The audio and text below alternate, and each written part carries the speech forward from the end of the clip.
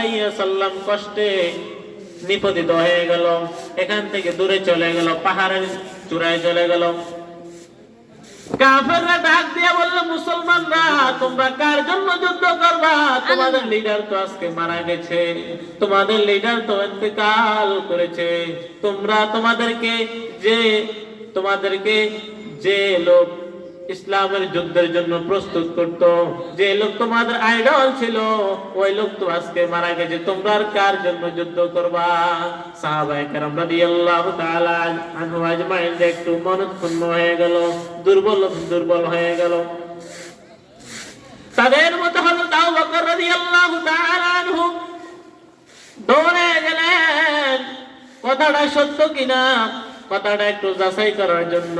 যায় দেখে রাসূলুল্লাহ সাল্লাল্লাহু আলাইহি ওয়াসাল্লাম একটা পাহাড়ের চূড়ার মধ্যে বসে আছেন।